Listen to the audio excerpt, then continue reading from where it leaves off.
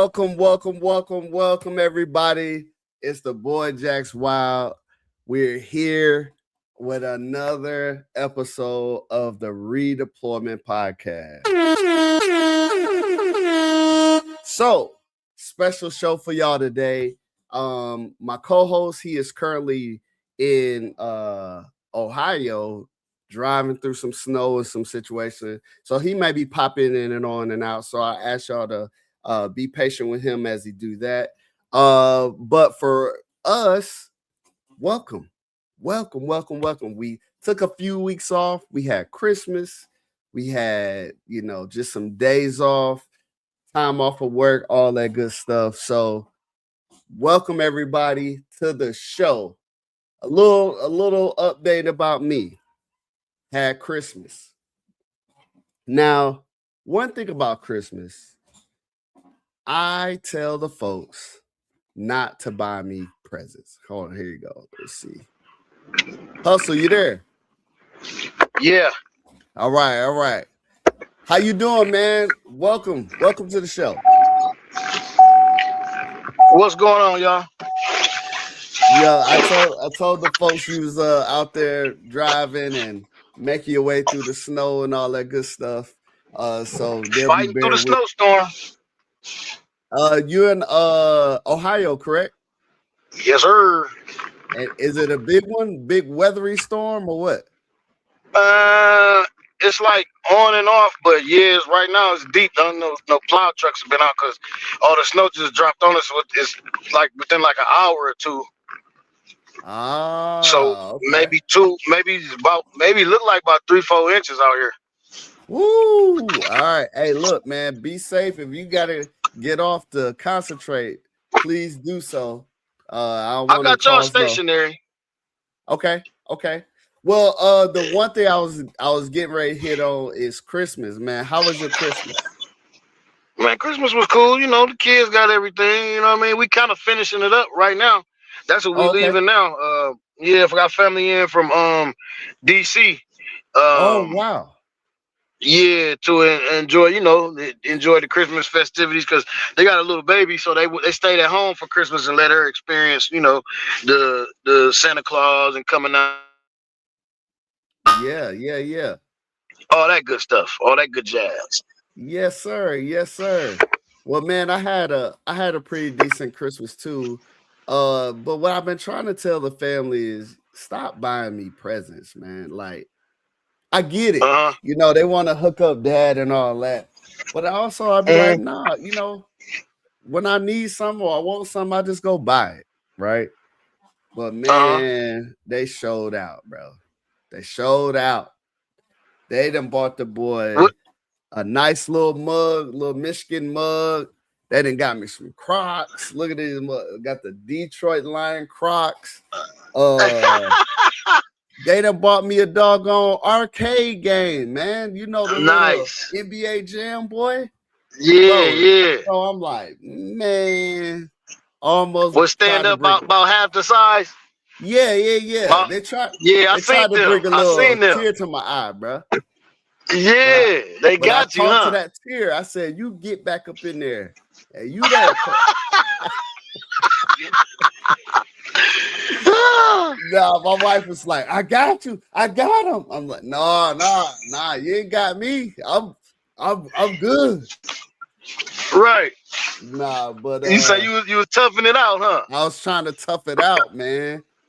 But right, man, I'd be like, and presents is good and gifts and all that.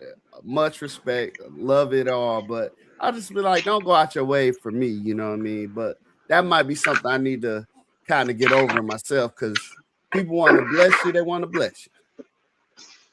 Yeah, you're right. What your pockets look like after the holiday? How much blessing you did? Oh man, bro. So, it was good because Mom Dukes, she been coming through for a long time. Of course. She sends these kids so much over in the mail, bro. Oh, make my job easy, bro. Easy. Right. Sound like my mother-in-law almost. Yeah, we was getting stuff since October, man.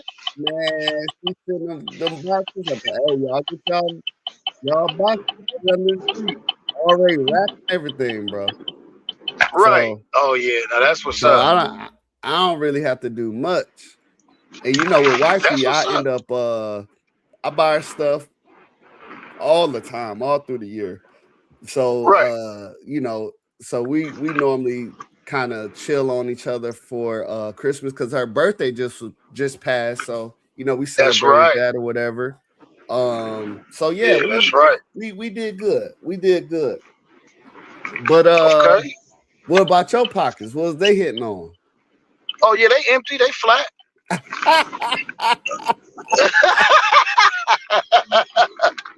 No, man, Man, they hit you like that? it's grind time right now. So Yeah. it's really everybody got what they what they wanted, and Okay. me and wifey, we got stuff we trying to do. So all of our stuff is business related. So Okay, good. like she's getting ready to graduate here and be a full-fledged Oh man, esthetician. congrats.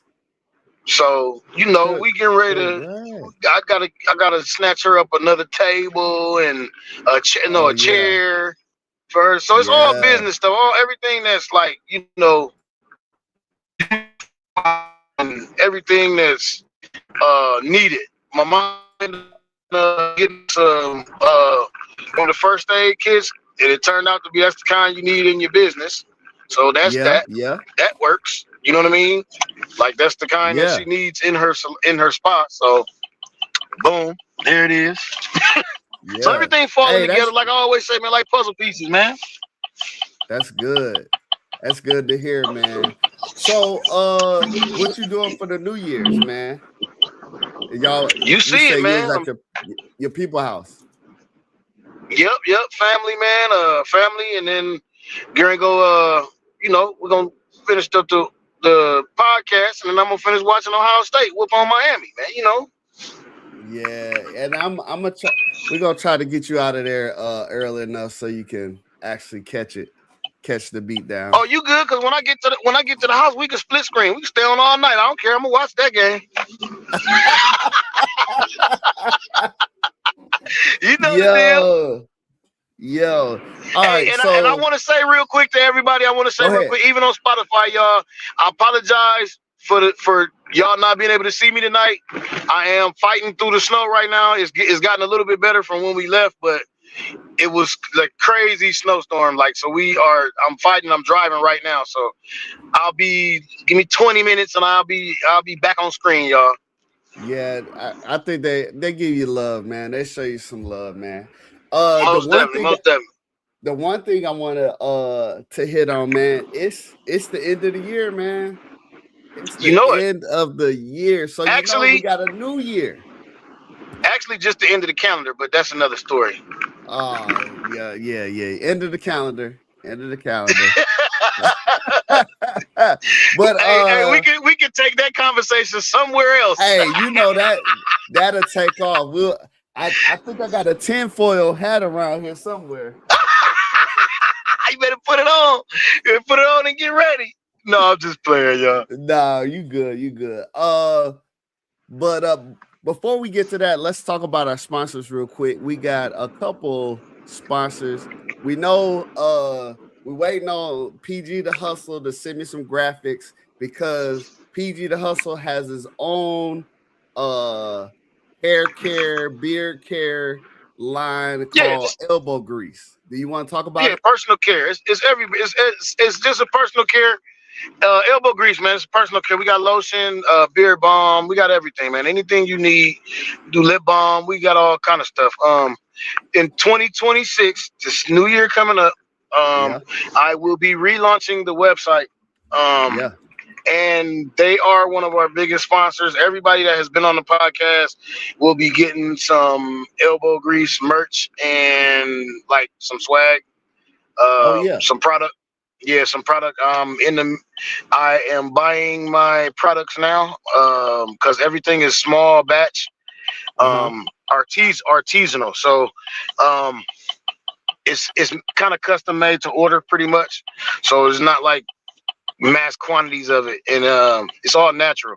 So it kind of pretty much has to be made like that. No preservatives, none of that stuff in there, and any of the products that we use. I mean that we Nice. have. So it'll be coming to you. It'll be coming to you next week. We'll have everything situated and rolled out. Nice. Then we also got W Energy, who is sponsor of the show. They have products that is the energy replacement. Everybody try to get a Red Bull or all that other stuff, but W Energy has energy without the jitters, without all that other stuff. It focuses on focus and performance. You can get 10% off if you go to w.gg and put in that code PG the Hustler for 10% off of your order. We also have merch available at blackmoneymedia.com. Hit the collections, and we got the Redeployment Podcast hoodies and the shirts. And then we also have our I Love You and There's Nothing You Can Do About It shirts for sale as well, along with hats and beanies and all that other good stuff. So we ask you to check it out if you will. Thank you for our sponsors. But today is a very special day. It is the day before, it's the last day of the calendar year. Let me get that right. And today I want to talk about goal setting. What do you feel about goal setting? It's imperative. Imperative. Yeah. If you don't set a goal, you don't know where you're going. Bingo. Now, I talked to you a couple days ago where I had an epiphany. And when I bring the guest on, he's going to help talk about it as well. But the epiphany was because I was in the military, they set our goals or perceive to set our goals, and we just follow them. For example, out of 9 ranks, they give you 4 just for if you just don't slap nobody. Just off the top, just stay regular. They'll give you 4 off the Facts. top. Now 5, you gotta do a little bit more, but it ain't much. You gotta study for a test. You gotta, be a good rapport. 6, 7, 8, 9 is would get a little difficult. However, just thinking about that, man, I was just kind of sitting thinking, and I was like, yo, I have accomplished a lot this year, but I have not set one single solitary goal. And I thought about it's because of the military. Not bad, not good. But my thought process in the military is it's kind of like we're on a boat. Let's call it a boat. If the military was a boat, it would be a cruise ship, right? We all going to Jamaica, right? You don't have a choice on how we get there. Right. But on the boat is provided all the amenities that you will ever need. So what do you need to set a goal for? We going to the place, we get what we need, blah, blah, blah. Now, since leaving the boat, now I have a choice of a rowboat, a speedboat, or a pontoon boat. Because those are the different kind of levels I feel. Like if you're in a rowboat, you can make some decisions, but it's a whole lot of work. If you're in a speedboat, you can make some quick decisions, but it costs a lot of money. But they better be the right ones, because ain't no turning back. Yeah, exactly. And they better be the right ones, because ain't no turning back. If you ever been on a speedboat, it do not turn right. Exactly. So now I'm in this season now where I want to set some goals, man. Set some goals for my life, set some goals for the business, even set some goals for the podcast as we look forward into 2026. Your thoughts on that? Okay. I'm right with you. It's so I love the analogy with the boats Yeah. because I don't know if you so I don't know if you thought about it like this. I know you just freestyled it. I know the bars came out, but I don't know if you know how serious and how intricate those bars just were. Okay, Uh-huh. so let me break it down for you. Not for you. Let me break it down for everybody else because Right. you spit them because you know what they are. So Right. and you are the cruise ship, right? It's Mm-hmm. military, right? Yep. So let's take it a step further. When you don't have a goal or any goals, you're definitely going to end up in a rowboat Mm.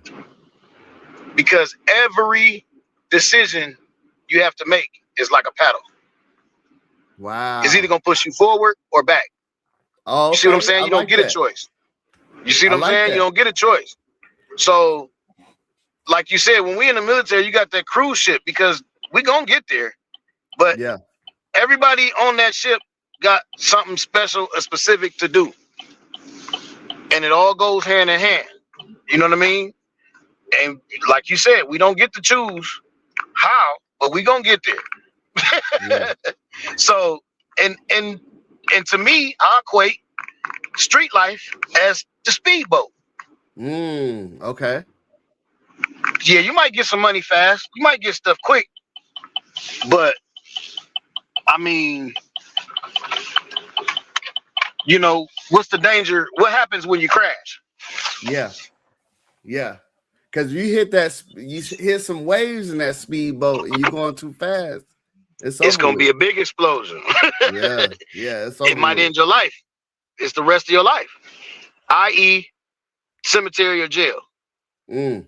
See what I'm That's saying? good. That's That's why I said I good. don't know if you knew how intricate those bars were, but I like the analogy, man. I like that. So I agree with you. To elaborate, man, I agree with you. Go in there and get a bag of dog food, AJ, for grandma, and bring my change back. All right. Yeah. Yeah, I love Yeah. the analogy. That's perfect. Get the $10 bag. All right. Um, so, and like I said before, when we just started, like if you don't set a goal, you don't know where you're going. So I do agree. I agree with everything. I like it. I'm down. I actually have goals that I got that me and my wife just sat down and talked about. We talked about them that we do have goals for this new calendar. Yeah. To do some things. One of them we're pretty much at the end. Did she get out with him? Yeah. Okay, so she gonna make sure he gets right. Yeah. So one of them, she here with me, so I was gonna try to get her to second in. This is a rare occasion that she's on the podcast with us too. Yeah. She normally But be getting ready to go to work. right, yeah, yep. So all of that is ending, and she's getting ready. We're actually be opening up. We're looking for a space now. We're going to be opening up her spa by February, Man. and that's a goal. That's funny because it's like you was just saying you did so much and didn't even set the goal. Like Yeah. we're setting this goal right now and we're already here because of the work we've done already, the work we've been Yeah. doing. It's like we started working and then after we started working over halfway in, we said, all right, let's set this goal. Right. You're already After on the we've been course. working. Yeah, we already on the course. Like I said, man, goals. I've tried to set goals all my life. I'm not Mm-hmm. everyone hasn't always been met because that's just life. But I was brought up to set goals. I remember writing stuff on paper in the living room, in the kitchen. I remember writing things on paper and stuff that I want to do, and stuff that I want to do, like making a plan. And my mom is sitting right here with me. She can attest to it. Oh, yes. She had me doing it. That's good. She had me writing things down. Always goal. She's goal oriented. Oh, very much. The reason and the way I hustle is because I got it from her. I've never good. seen her sit down. I've never seen her sit down. Never seen her stop. And just I know long and short. Everybody. I know we don't have too many talks about it, but and I'm saying that not as something that's just just a regular occurrence. My mom had 4 strokes and an aneurysm 8 days after I was born. Man. So when I say I never seen her set down, I've never seen her set down. She's worked through all of that. She's like prospered, and she does like I've never seen her stop. So that's why I have the drive that I have. Like, you know what I mean? You know what I mean? Like, that's where I get it from. And like, I'm telling you, you can't do none of this without a goal. Man, you can't do anything without a goal, bro. Like, I'm so glad you bringing this up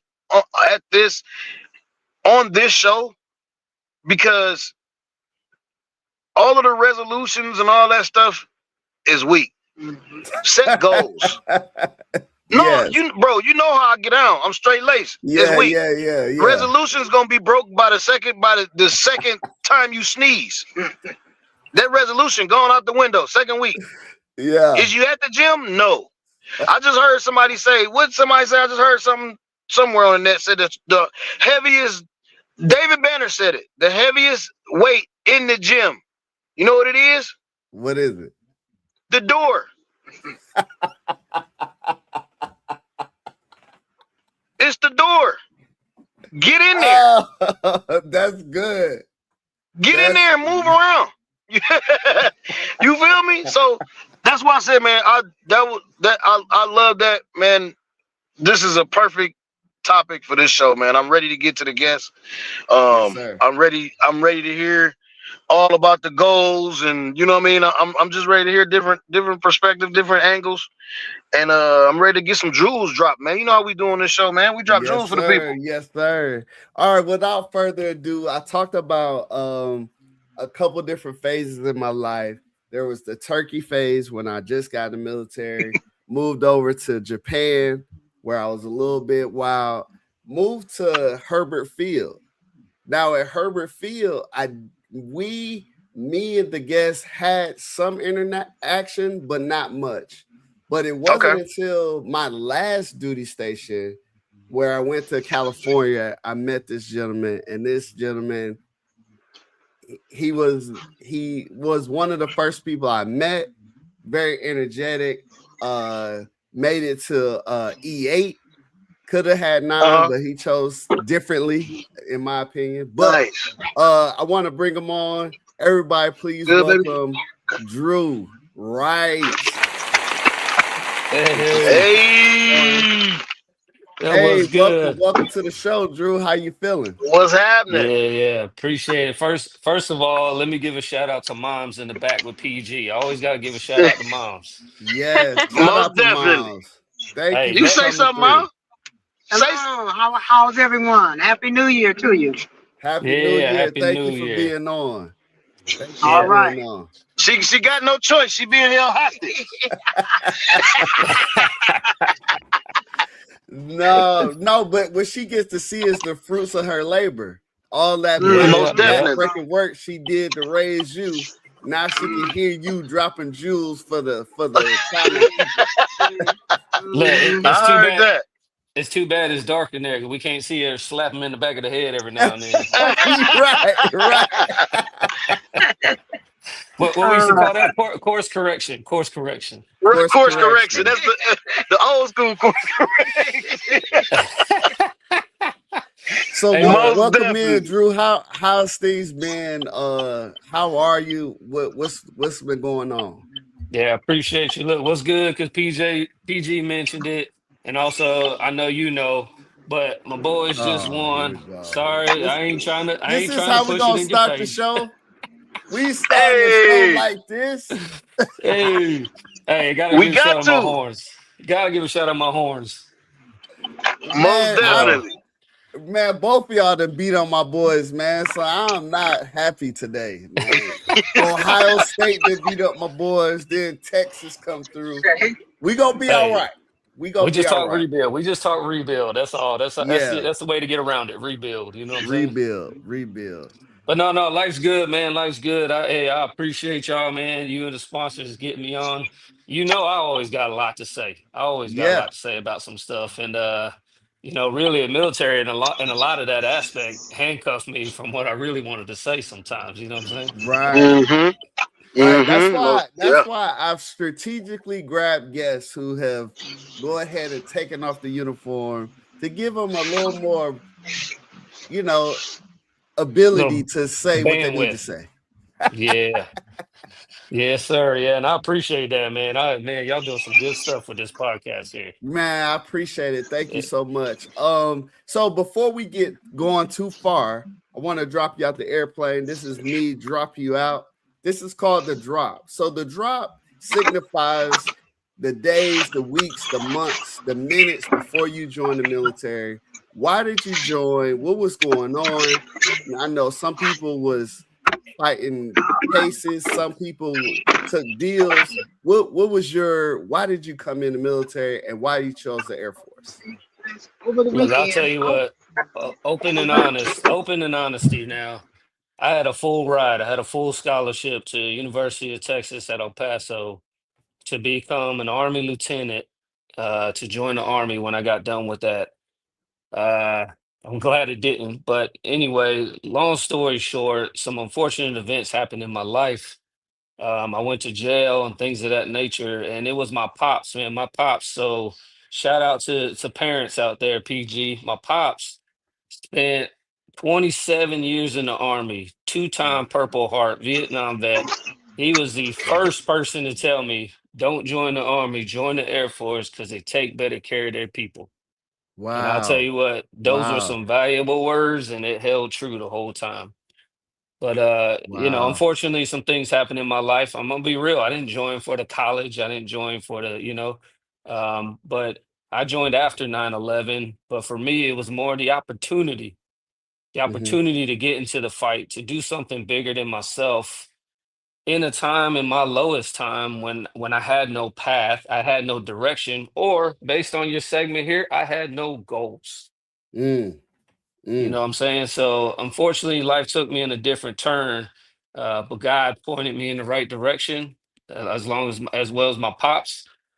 I give praise to whoever, whatever colonel was in charge of recruiting at the time, because I had to have a waiver signed to get in the Air Force because I was in jail for I believe it was 2 months prior to me joining. Wow. And if it wasn't for this colonel having a good day or whatever the case may be, and the reason I say that because he called me personally, Mm. and what he told me is he listened to my story. He actually listened to me. And the final words I heard on that phone call was, "You're lucky, son, because this is the last waiver I'm ever going to sign." And man, that changed Wow. my life. That changed my life. And to be truthful, if it wasn't for that and I didn't get in the Air Force, here I come Marines. Oh, Marines. Okay. Okay. Yeah, Marines was the next path. Okay. Yeah. Man, that's an awesome story, man. So you came in. What was your thoughts and your stories about basic training? Like, because I mean, I'm sure you were already athletic and all that stuff, but how did it how did you deal with it? So, tell you the truth, when I was going to college, when I was going over to UTEP, even the army physical training, things like that, it really wasn't a big deal. Like you just alluded to, I was a high school athlete, a collegiate athlete. Um, so fitness wasn't an issue. So really the difference was taking that fitness and turning it into a situation where you had to use fitness and leadership and your Mm-hmm. thoughts and your decision making all at the same time. Okay. So I am thankful for the army in that aspect. We went out to the field. They japped us on a mountain in the desert and was like, find your way back. And I was Oh like, man. all right, bet. I guess here we are. Here we are in it. Let's just get it. Yeah. So it That wasn't necessarily just about fitness, but it was about the strength of the mind. yeah. Yeah. Yeah. Mhm. Okay. So once you finish basic, what was the jobs that you had available and what did you choose? So I'll tell you what, basic training, first off, for me, was easy, right? How hard is it to follow a couple rules? Right. Keep your mouth shut, or keep quiet when you need to be. Follow a couple Right. rules. It really is not that big a deal. So basic training was easy for me, right? I understand it can be difficult for people. I grew up in a military household, so understandably, I'm used to people yelling at me and structure, discipline, things like that, right? Mm-hmm. So other than that, my thought process when I got out, I was like, all right, I focused on the branch, right? So I was like, all right, I joined the Air Force. Air Force's main priority is the skies, right? So to be again open and honest, uh, when I was coming in, the one thing I thought I lacked in life was mechanical skill. And Oh. and to tell you the truth, my pops was gone all the time, so I had nobody teach me anything. I didn't know how to change oil on a car. I didn't know how to fix a lawnmower if it was broken. I had no mechanical skill coming in the Air Force, but I was always interested, right? Mm. So remaining interested. So then I was like, all right, so I want to go into mechanics. I want to be an aircraft mechanic. And so I looked at all the different descriptions, and crew chief or 2 Alpha 59 is the one that popped out to me because of the level of responsibility I read in that paragraph, right?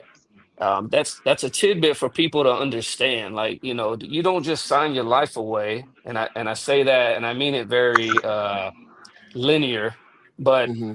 you don't just sign your life away not understanding what you're getting into, right? So Right. if you really read those paragraphs, the level of responsibility I read in that paragraph, I was like, all right, bet this is what I want to do.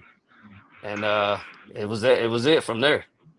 Man, that's a powerful. The one thing I tell people all the time is the difference between the civilian sector and the military is, for the most part, when you leave tech school, they're pushing you out to those areas for you to do the work. I mean, obviously, you're alongside some people to kind of keep you, guided and going the right direction. But I would supply your aircraft maintenance, and I would go out there all the time, and I would see these brand new guys. Brand from tech school, they already on a tire change, and they already on these things. And in my mind, I was like, oh my God, this guy just got here. Yeah, he went through school, but we're already entrusting in him, like you said, the level of responsibility to get a tire on an aircraft that's going to be flying around, carrying passengers, doing, the Lord's work.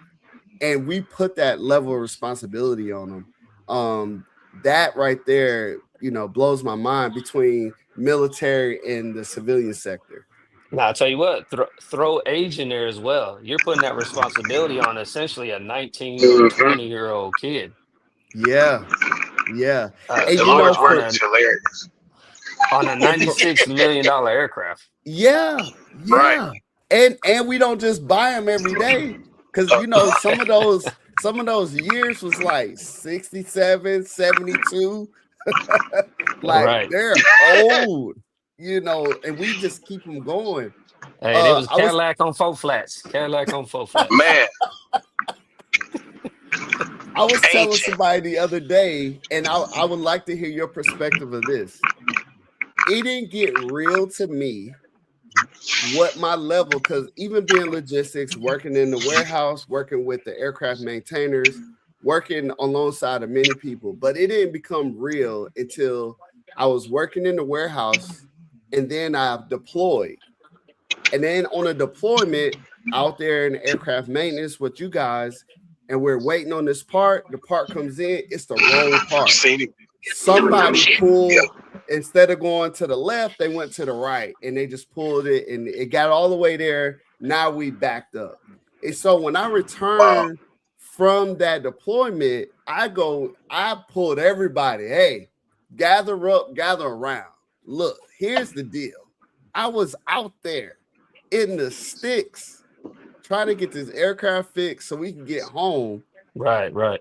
And one of you jokers, not actually y'all, but one of you airmen, one of you NCOs, put the wrong part in the box.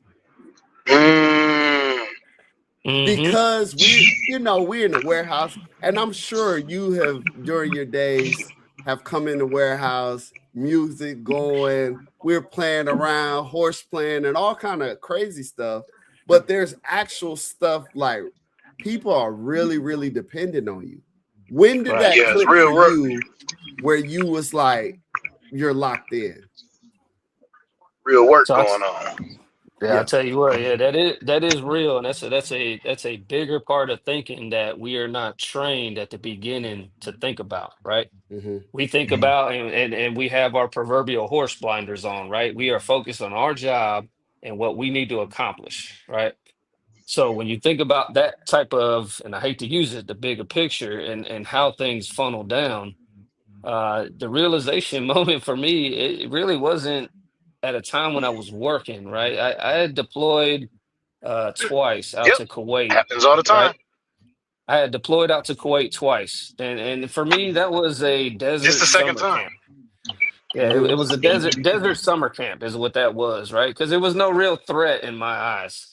Right. But the realization came that I needed to be on top of my game the moment my C-130 combat landed into the middle of Iraq, just north of Baghdad, and people throwing up in their helmets, you know what I mean? What weapon systems full of throw up. And we go running off the back of the C-130 in the middle of a taxiway, and about 50 yards off to the left of me, a mortar had struck. So right at that moment, I'm not even lying to y'all. At that moment is when my military career changed. Wow.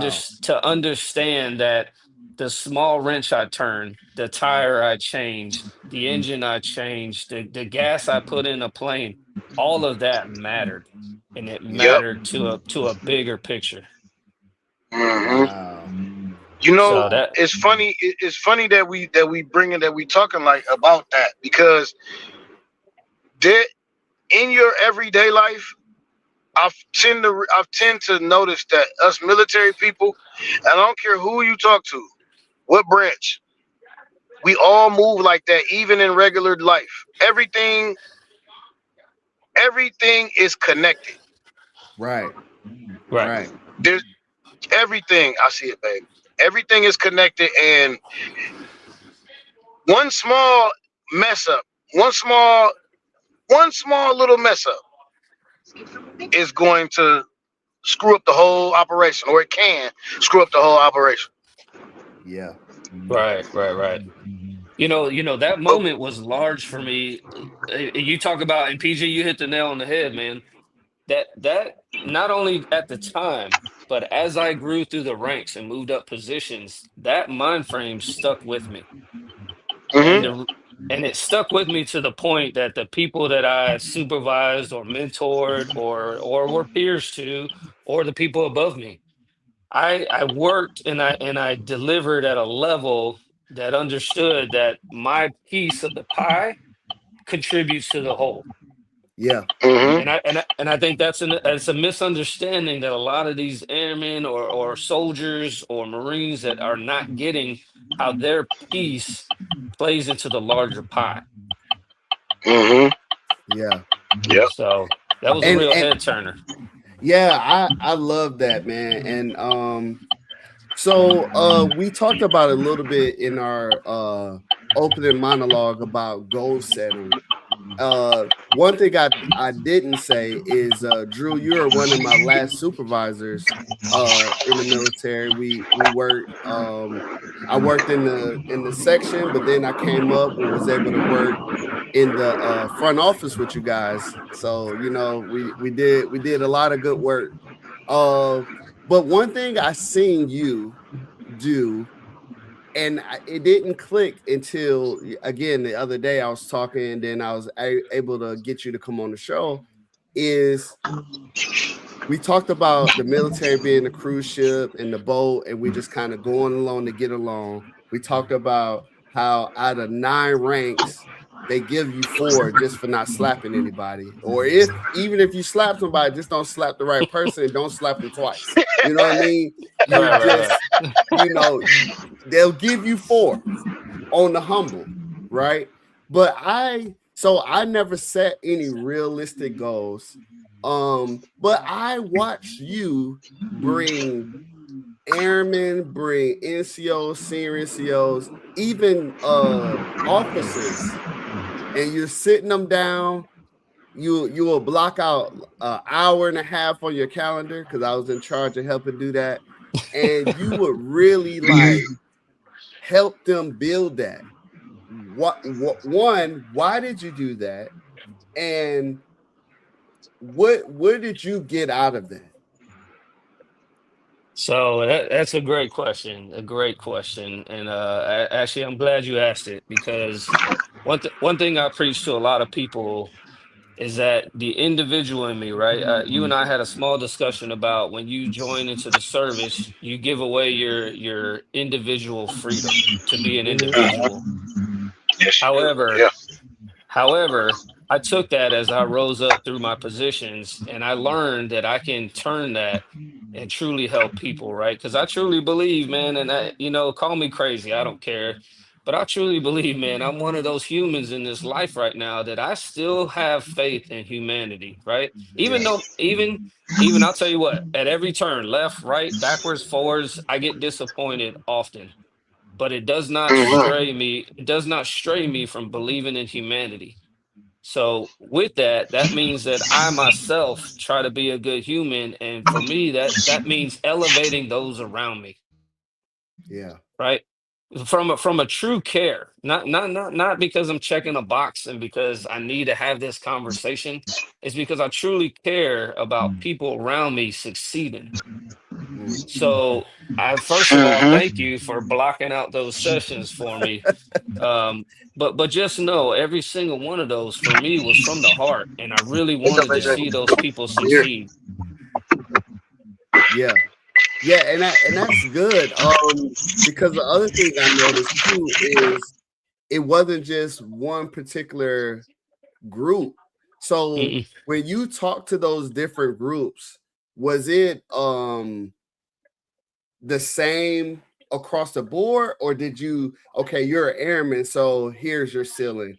You're NCO, so your ceiling is here, or was it one way, or did you have many different levels? Because what I'm trying to do is trying to help folks figure out their planning around goal setting. So do you need to be a certain age? Do you need to be a certain thing? Like how does that work?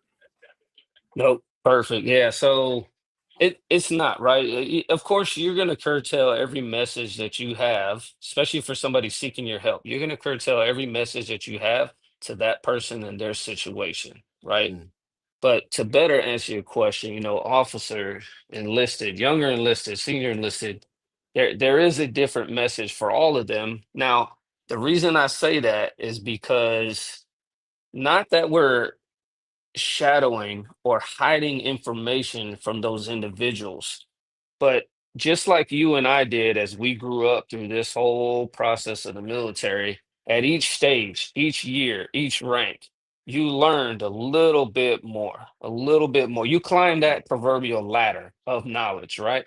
mm-hmm. Now, to use like you had earlier, you had some good analogies, right? So let's use that analogy of a ladder. Okay.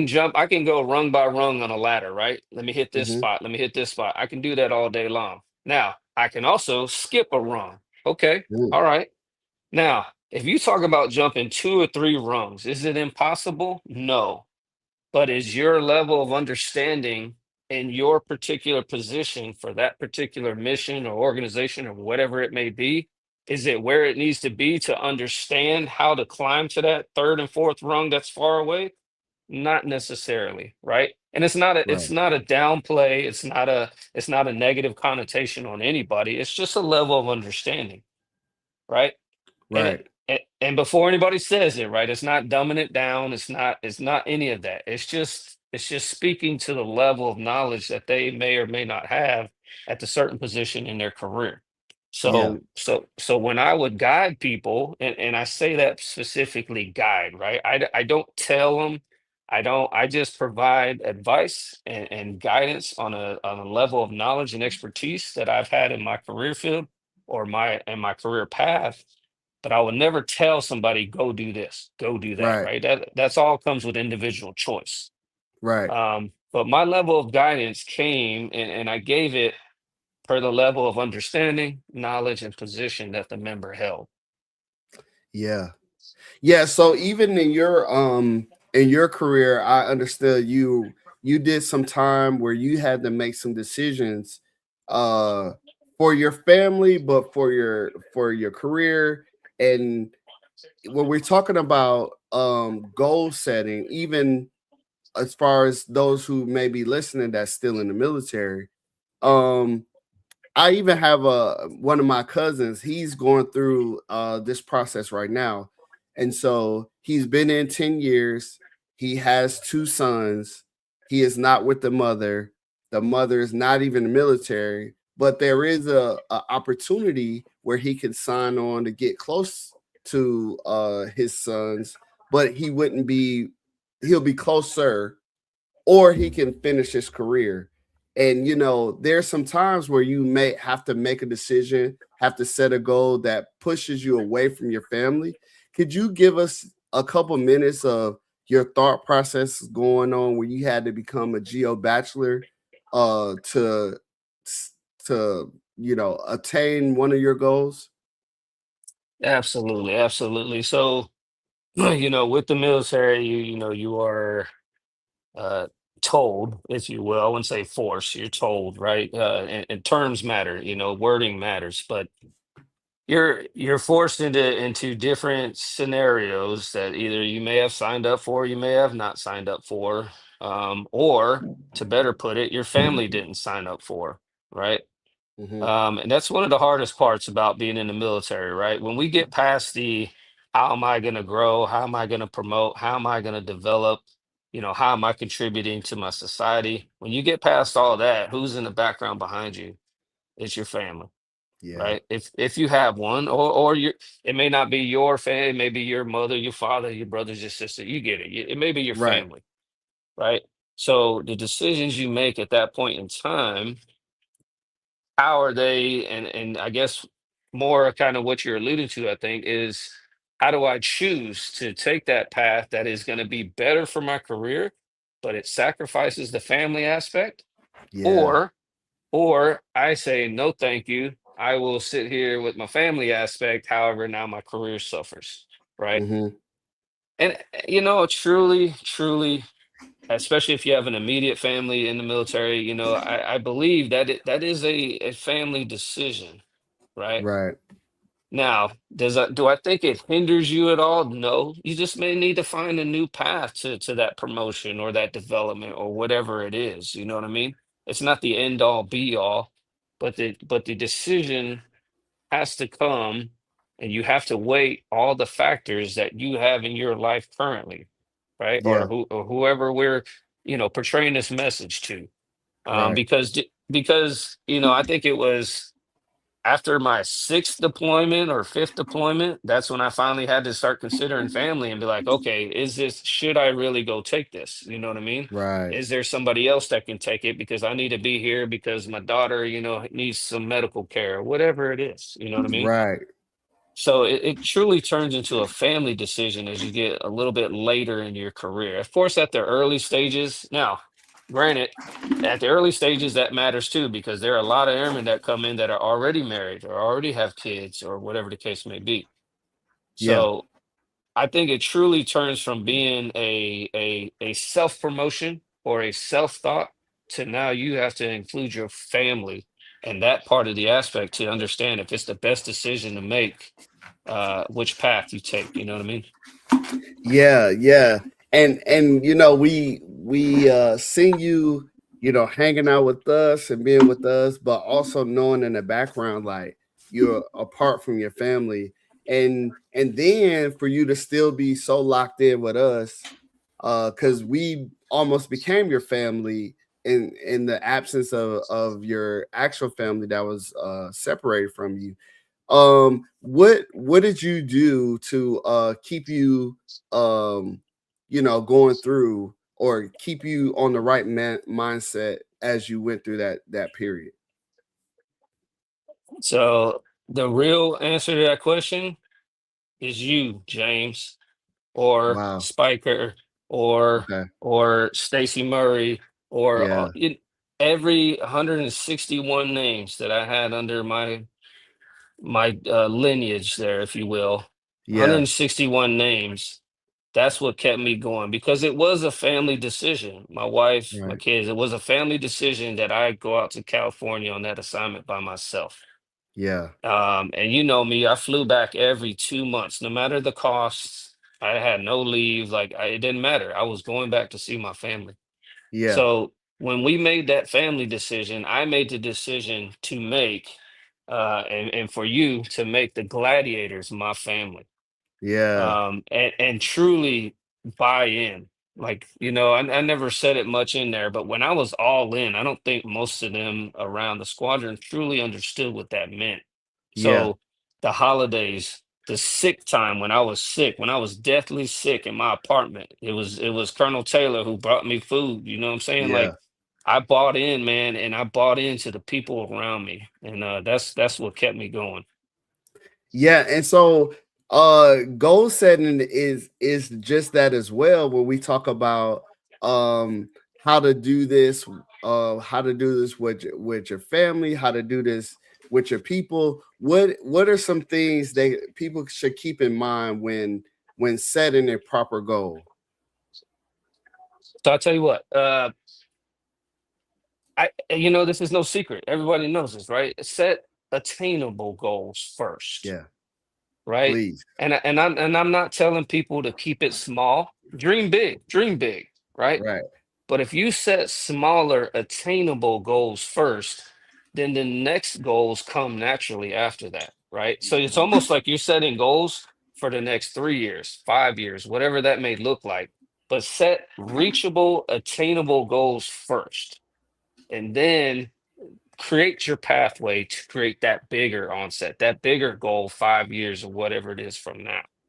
I think that's like perfect. Like that, I think that also it kind of gets you in tune for attainability. Yeah. If you think about it, because this when you complete the smaller ones, you look back and be like, I did that. What's up with the next one? Oh, I could do the next one. And then every time you do it a little harder, and it goes and goes, bro. Just like Jax just said when we started this whole podcast, he's reached and achieved so many goals that he didn't even set this year. That's because that's the mentality. It's set in him. He's been doing it for so long, it's just repetitive. Right. And if you think about it, like you just said, like you alluded to, goals are meant to be reached. That's what makes it a goal. If you set a goal to make $100 million, will I make that in my life? Probably not. Will I still have the drive and work ethic to get there? Yes. But is it very attainable? I don't know. That's debatable, right?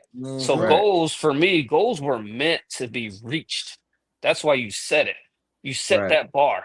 You don't move that bar.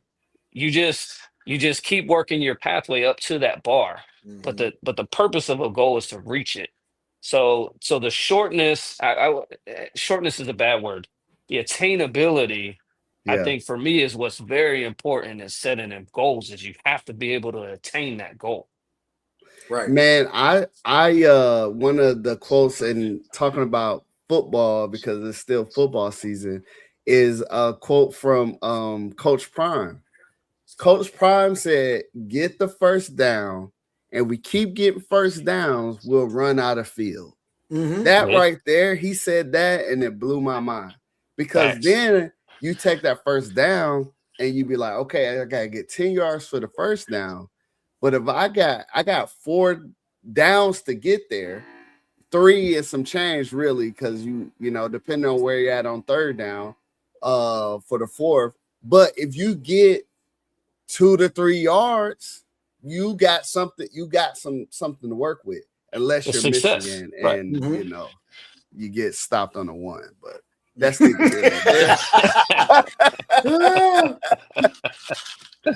we won't even talk about negative yards. We won't talk about negative. We won't talk about that. So setting obtainable goals, can you give us since you've been out, so you've been out 2 years, right? 2 years actually, what you said on the first. December this month. Yep, December 1st, 2 December years. was 2 years. So with the mind, now you was a little bit, I feel like you was a little bit ahead of the game. You probably wasn't where I was just in there kind of going through the flow because in order for you to mentor other people about setting goals, you probably had goals for yourself. So what kind of goals have you been able to accomplish over these first 2 years being outside of the military? Well, for one, staying alive. There we go. Hey, Look, out to that. look, my goals became, and I'll be open and honest with y'all, my goals became smaller as I got out, right? And one of those main ones was to reconnect with my family, with my kids, and I be in tune with their life. Like my daughter, why'd you dye your hair? Oh my God. And my son, like, oh, you made a bad decision. I wasn't there for a lot of that. Just for reference, I not only was I out in California by myself, but I did short tours away from them. I did 10 deployments away from them because my nation called me and I answered. And Yeah. so they sacrificed. So my goal, my one and only goal when I got out was to get it back in tune with my kids' lives. Yeah. You know what I mean? And to give it that label, not to be a proverbial FaceTime dad. You know what I mean? Right. Which I think a lot of military faces, they get put in situations and now they're that FaceTime parent. How much does that lesson stick if you're trying to teach it to them on a camera like this? You know what I'm saying? Yeah. Yeah. So now for you go me, up there and you clean up that room. And turn the camera around so I can see what's that behind the dresser. Right. So for me, it was shorter goals in the aspect of family because in all reality, that's the reason I retired. You know what I mean? I was still having fun. I'd go fight China right now. I don't care. I go fight them right now. I was still having fun and I still enjoyed everybody that was in the squadron and the mission that we had. But at that point in my life, family was more important. My kids are a little bit older.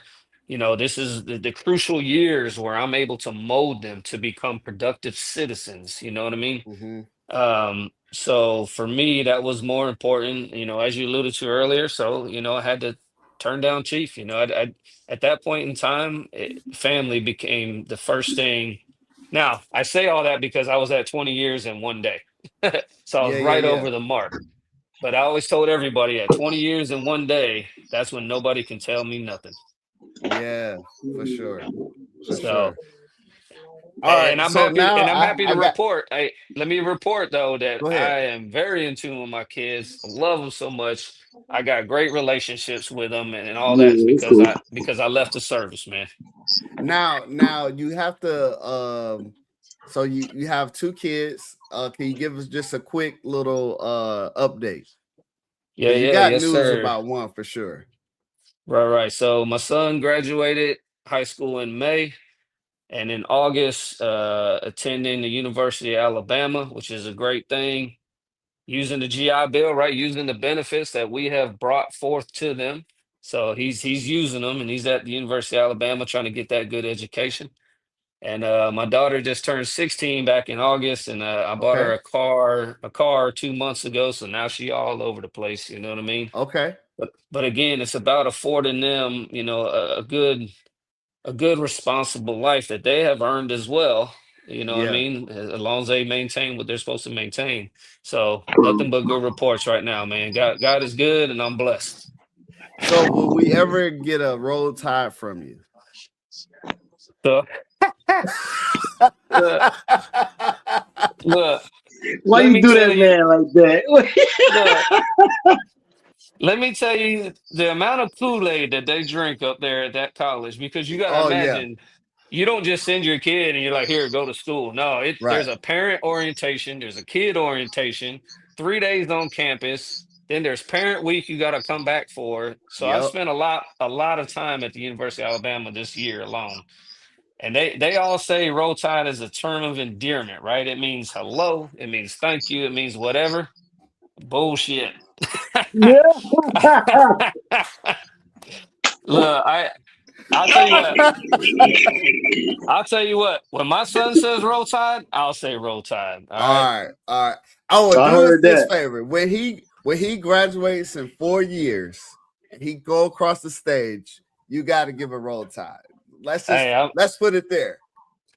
I'll make a video of it. All right. And then part 2, so my son just got his learner's permit.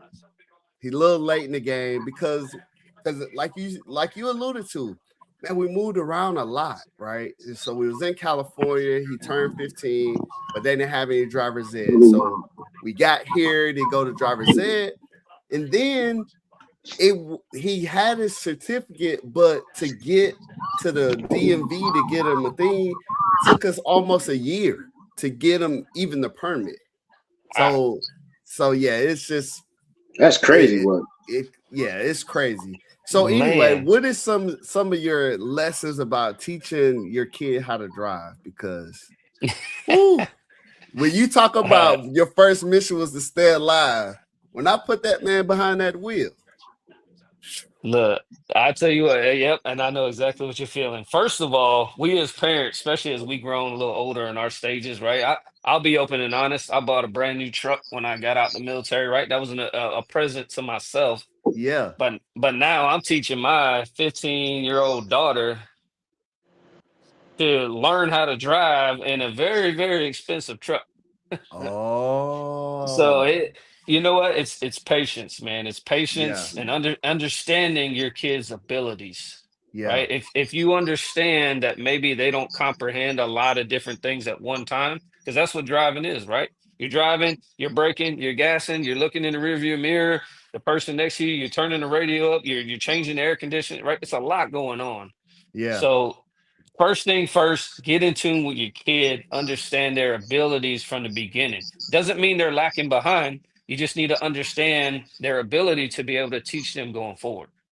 Okay. Mm-hmm. That's right. Good. Does that make sense? That makes sense. Thank you for that. Perfect. Yes. Yeah. So basically, for y'all people out there, y'all know y'all got them kids that's 2 screws short, you know what I mean, of a toolkit. Don't put them behind the wheel.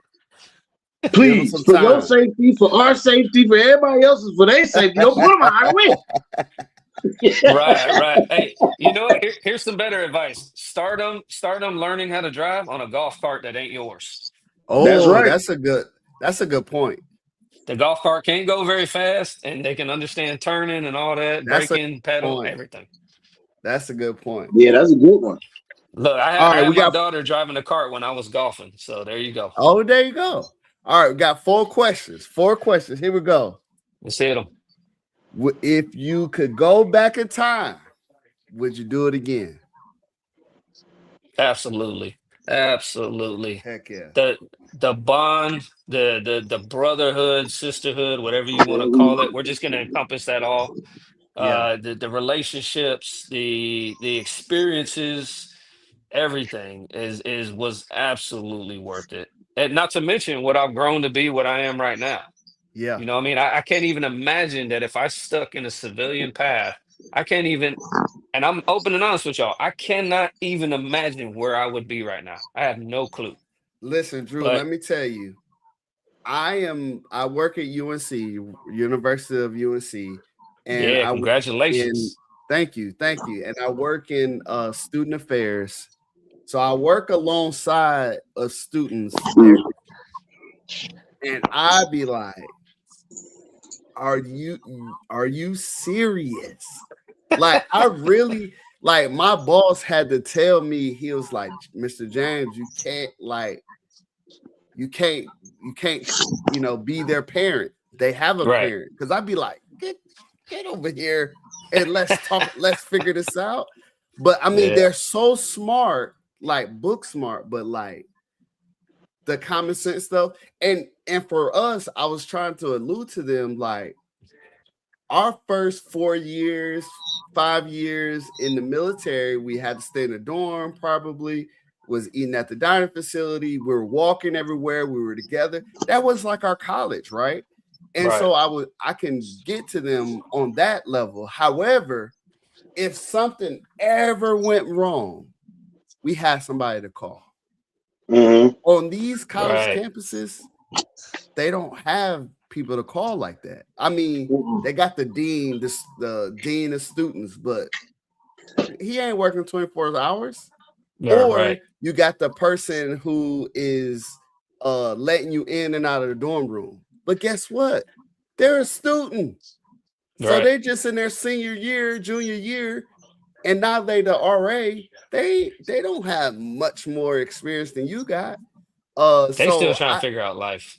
Yeah, and so I can't go back and imagine doing it their way when we had I feel like we had we was to narrow the scope, yeah.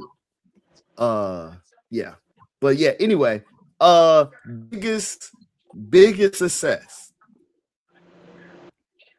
Biggest success. For me, I'll tell you what, biggest success was my own personal growth and development. Good. I completed my master's degree, all paid for by the military. I utilized every single opportunity that I had to grow. I didn't never complain. I didn't never, we'll call it bitch and moan. I accepted where I was at, and I understood how to try to make myself better for it. So biggest success for me had to be my education and experience knowledge that I gained throughout this whole process, man. It's invaluable. And I say that because I go out and try to have if I went out tonight, I'd be at a bar right now talking to some ill-willed folks, maybe 35 years old, who maybe think they got a great job going and they're barely making ends meet. You know what I mean? But I can't have the same level of conversation with them because of the level that I've grown to. And again, that's not a downplay on anybody else. You're talking about successes within myself. Yeah. So to be able to hold myself in a standard and an understanding and a level of knowledge, man, that for me was truly invaluable. You know what I'm saying? Yeah. Okay. All right. So so we talked about the success.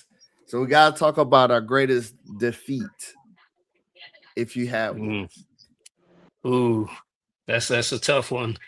The greatest defeat I had in those years was allowing other people to defeat me, if that makes sense. Yeah. And what I mean by that is that I let somebody crawl so deep into my skin that it affected me and affected the way that I operated. Yeah. And that's what I gotta say, because I mean I have a drive and a work ethic, I believe, like nobody else. So when I let somebody, even the smallest person, when I let them into that insight and I let them affect the bloodline in me, that's again something I'm still learning today. I'm 42 years old, man. I'm still learning how to get past that, man. You should not let small people, affect the way that you operate and the way that you think and the way that you are. You know what I mean? You stay true to yourself and you stay true to what your beliefs are and how you operate. So man, that's good. I'll put that on it. Yeah. Okay. Yeah. All right. So let's say you're driving in a nice fancy truck and you see this bus who's got a flat tire. And so I know you'll probably get over to see if they need some help. You run up on that bus and it's a bus full of folks who just signed up for the Air Force. What you telling them folks? They're on their way to basic training. I don't know why they're in the bus driving from Florida to Lackland, but either way. Hey, maybe there's restrictions in the air, what I'm saying? Sorry, that's perfect. Good question. Because here's what I'm gonna do, and I'm gonna do this specifically.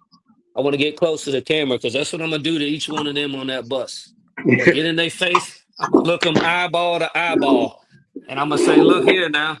You are here. You signed up. You did it. You're here. Now get all in." Be all All in, in. right? And to quote my boy here, all gas, no brakes. If you're all in, you're all in. Get in Yeah. there and be the best you can do at it and serve what you need to serve, right? Yeah. Yeah. People get into this mentality, oh, woe is me and this and that and that. No, you here, you on the bus. Yeah. That means that you made a life decision and a choice. Now Hmm. own up to that and be all in. Because if you're all in and you buy in, it's nothing but success from there. Man, that's good. I'm gonna That's tell There you them, go, good. leave that. man. Yeah, That's leave good. that past life behind. Now you in a new life, you in a new path, right? We're Yeah. on a new cruise ship. We on a cruise ship now, to We allude to your gone. conversation. Yeah. So now you're no longer in that rowboat or speedboat. Now you on a cruise ship where you have family and you have backing, right? Okay. And to what you said earlier, you have somebody to call if you need something. Yeah. So now be all in, buy in, and you'll have success. Man, that's so good. That's Need so to put them good. Yeah. chains on. All right, we got a bonus question, and then we'll look at some pictures and we'll let you go. All So I right. have this running joke, and I plan to one day write a set and do an open mic night. Sometimes, and this is all a joke, guys, so please don't murder me in the comment section. But sometimes people shouldn't be thanking us for our service. There's plenty of times where we are, if they walked alongside of us for just that on that vicarious day, what would they see Drew or your crew one of the days that you run around over your 20 plus years? What would they see you and they be like, nah, I'm not gonna thank you for your service? Give us a quick little story where they would not thank you for your service. Oh man. Are we talking CONUS or OCONUS? It don't matter. It don't matter. Because hey, it don't matter. Look, you know what? I'll tell you what, in all of our younger days, Yeah. I'll speak for all three of us here, in all of our Yeah. younger days, we have some moments. We have some moments that we may not have looked like the shiny penny. And you know what? It's okay. We let our hair down and we learned we learned what that felt like, right? Yeah. And whether we wanted to choose to continue down that path of life. So I I got so many stories, bro. I can't give you a story on that, but Okay. Okay. here's what I will tell you though, Okay. and since I won't give you a specific story, I even have now a level of professionalism about me that when people see me, I don't want them to portray me in a negative connotation. Does that make sense? Right. Yeah. Mm-hmm. Yeah. So I do things to uphold that. Okay. Now, in our younger years, we weren't that wise. We didn't know that much, so we may not have felt that way. And we had a lot of us were indestructible, right? We were Right. getting a paycheck every 2 weeks. We were going to work. If we didn't show up to work, somebody was coming to find us. So we Yep. were almost indestructibles, right? So there were some lower moments there to where we learned a lot of life lessons about how to be about humility, about how to be humble, and about how to appreciate the situation you're in. Man, Mm-hmm. that's good. We'll accept that. Thank you for being a good sport. I like to try to put folks on the spot from here to there. Look, I got Because I stories for know days. I don't think we have enough time for that. you're right, right. So I'm pulling up some of the pictures that you sent. And then we'll get into that. Well, while I get that going, what you got going on right now? Like what are you doing? What's your what's your 2-3 year plan right now? So I tell you, I started working on my doctorates, and Oh wow.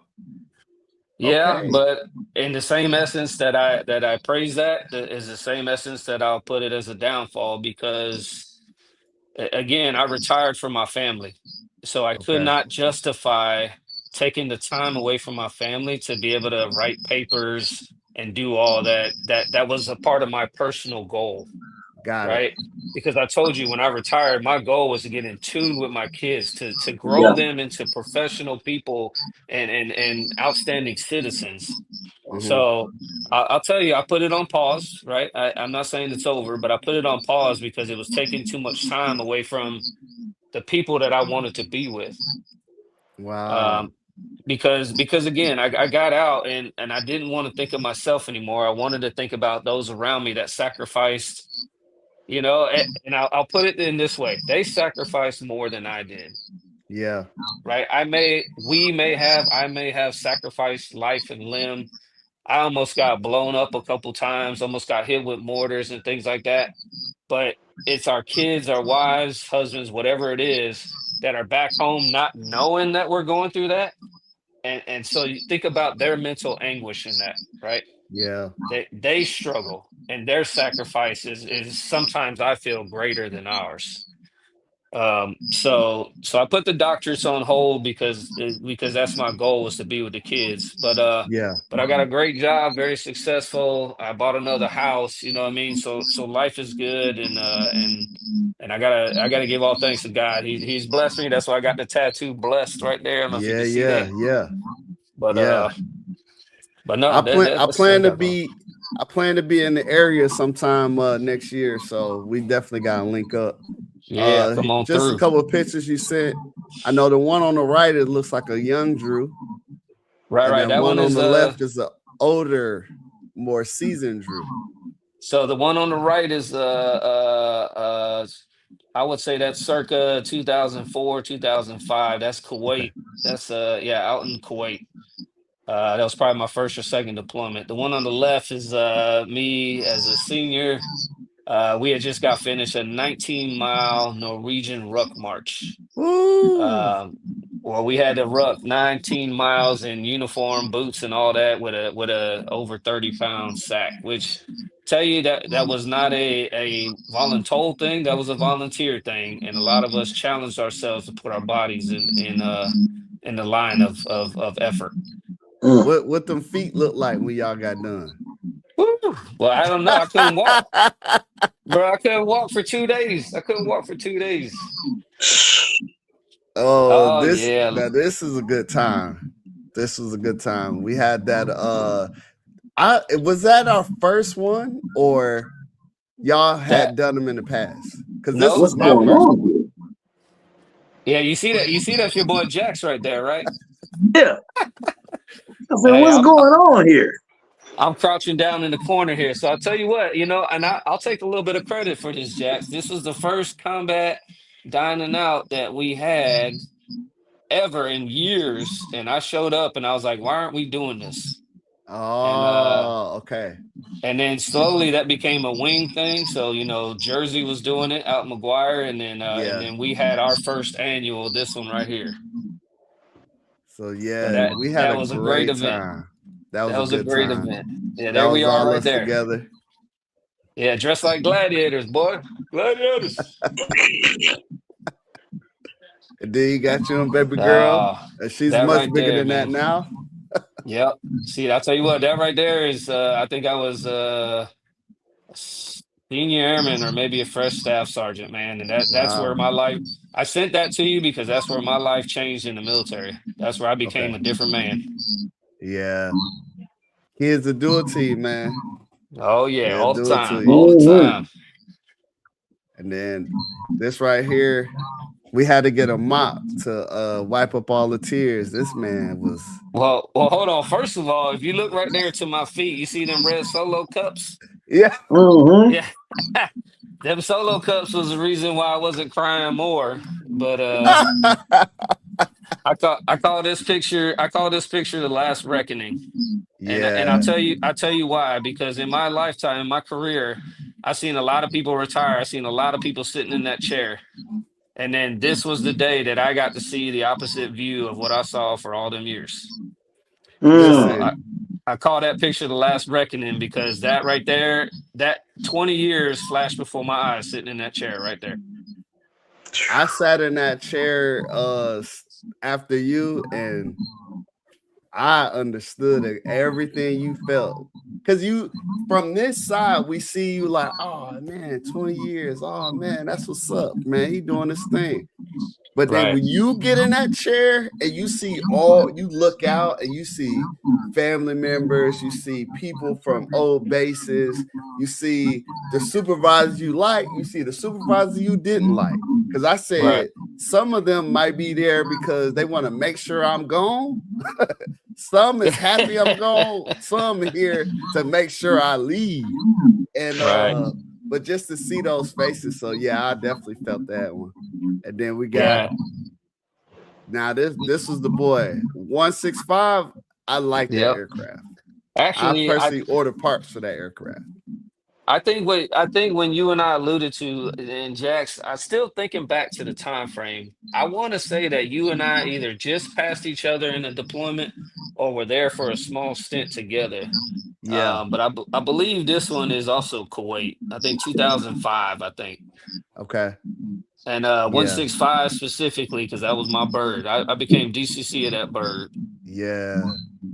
That bird got a lot of work in it. If you a lot know of what history, I mean. boy. Hey, put that work in. Put that work in. That for sure. That boy put that work in.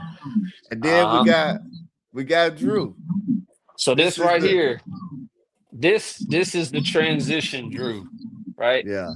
If y'all haven't heard of it, there's a company out there called Portraits for Patriots.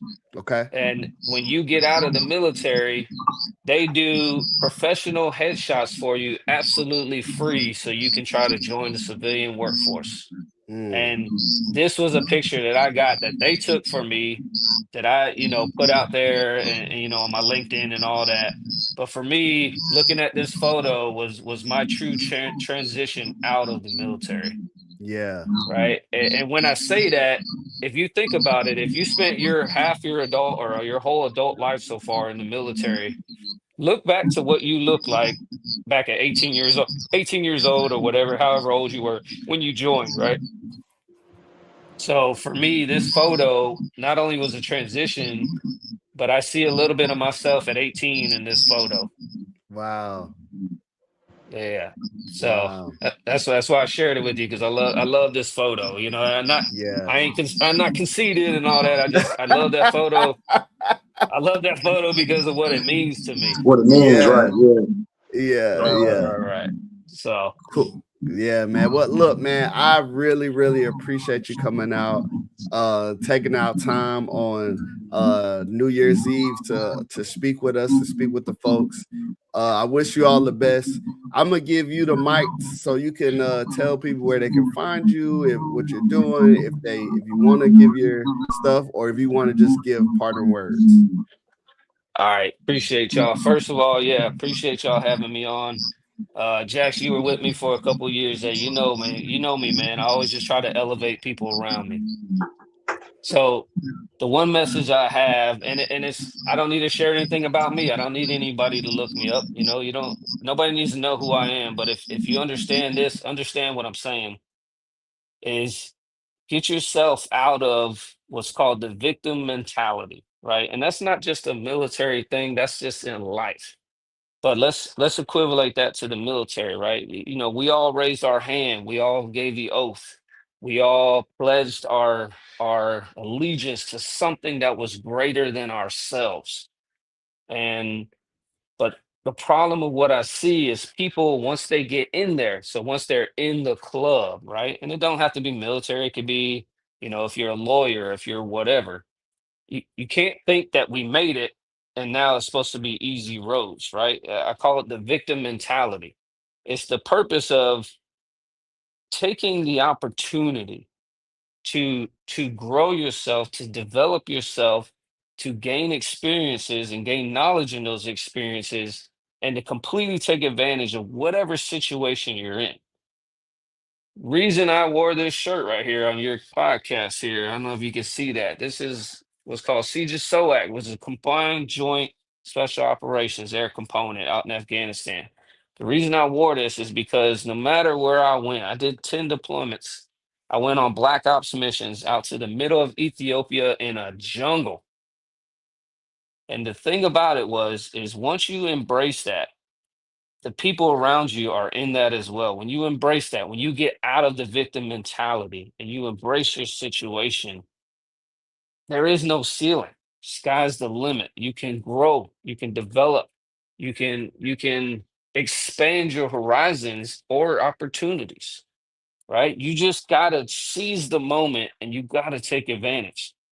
Get out of the victim mentality because there is only one person in this world that wants to see us succeed, and that's the person you look at in the mirror. Yes, you have people backing you, people that believe in you, and people that want to see you grow. But the person you look at in the mirror every day is really the person you have to please and make happy. Because the last thing I'll leave you with, and I saw it the other day, is that it was a small quote and it showed, we only live one life, right? I'm sure y'all have heard that. I'm sure everybody's heard that. You live one life, live it happy, right? But I'm going to flip that on you. You don't live one life. You die once. You live every day. Take advantage of that. Get out of the victim's mentality. Find a way to help people give back to your community and see yourself elevated through faith and through God. He will take care of you, right?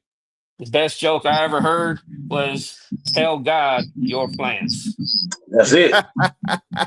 So get out of the victim mentality. Whatever job you're in, whatever career you're in, dive in, be all in, all gas, no brakes, and there's no ceiling that you can reach. Man, thank you for that. Appreciate y'all, man. Appreciate y'all. PG, you want to take us out with the any announcements? We got W. Man, w.gg.com, man. PG the Hustler, 10% off your whole order. Also blackmoneymedialive.com. Go ahead and go get your merch. You already know we got I love you, there's nothing you can do about it. That will be in a hoodie soon also. And you know where we at, man. Spotify, Redeployment Podcast, man. Spotify, PG the Hustler, man. You know what it is, man. And we'll have links and stuff for his elbow grease too. You missed that one. For EG, yeah. Well, so EG is it's like I said, it's coming. I'm rebooting. Okay. So what happened? I'll give you a short end. When you in business, you guys, there's things you got to watch out for, and there's people like poachers. Okay, so the reason why that slowed down was because, which is fixed now, but my domain got stolen. Oh, okay. Yeah, my my elbow grease. So I had everything my EG from in my store. They took that. And so what they did was they took it because the company didn't send me it was an email. I must have missed it or whatever. So I didn't get to pay it. And so they took my domain name and then they tried to sell it back to me. Whoa. That's what I say. Y'all have to watch out for these businesses. Y'all have to watch out for businesses like that. So they tried to sell it right back to me like, nah, I'm not. No, I'll just change it. Like you got me bent because I only paid like $1 for it for the actual domain. They tried to sell it to me, sell it back to me for like they wanted me to pay somebody $60 to talk to the people that took it, and then it wasn't no guarantee. And I was gonna guy said, y'all can miss me with that. That's a straight scam. So that's just some of the things you gotta work. You gotta watch out for in business. It was a lesson. It was a lesson. So. EG is elbow grease is building back up. It's building back up, and we will have a new one this month. We'll have a new site, and I'll get some new literature and all that stuff made up, and then I'll start actually like pushing it because I really don't want to tell people, and they can't go and buy it right now. They have to come and buy it straight from me. So that's the reason why I'm not just pushing it out there because when people use it, like I got people that call me. I mean, you had some before. I got people that call me and be like, yo, I need my shit. I need my stuff. Where's my stuff at? I need some more stuff. You still making this stuff? You still got the stuff? Yeah, it's still here. I got it. So it's high demand. It's all like natural, man, and like people love it, man. So check us out, man. We be back. Yes, sir. I'll tell you what, hey Jax, I'll tell you what, sir. Keep me on board with that brand, man. I always looking for the beard products, you know what I'm saying? Oh, but, yeah, we got you. Put your info. I got you, man. Yeah, for sure. I'll give him your info. Hit me on that merch site too, man. I had to copy one of them hoodies or something. Yeah, for sure. All right, hey guys. Like I said, the product is always here. Oh yeah, there it is. There you go. The product is here. They just stole my site. Yeah. Oh yeah. We'll get you together. That's easy. The product here, man. I got you. Yeah. That's why I say all I need is the address. I'll get it. I'll have it to you in a couple of days. I want to give y'all your nights back. As we prepare for the end of the year. So I just want to close us out. Look, hey man, this podcast is for you if you are in the military and you want to stay the whole time. I did. Our guest did. This podcast is for you if you want to do a couple tours and get out. That's fine. PG did it, and look at him. He's doing well. This podcast is for you if you are thinking about coming into the military. Come on in. There's plenty of room for you. We love you. We'll take care of you. You'll be fine. You just got to buy in. And this podcast is also for you if you have never had any interaction with a military member. We tell real life, real stories, and think about it. They probably relate to something you're going to as well. We just went in the military. You guys just went civilian sector. So with that, listen, I want to wish everybody a happy New Year's. Be safe. Don't do nothing I wouldn't do. Don't do nothing. Do nothing PG would do. Happy New Year. Decide to do something that we wouldn't do, give us a call. Maybe we'll do it together. But look, hey, we love you. It ain't nothing you can do about it. We'll see you next year. Peace. See y'all next year, man. Peace.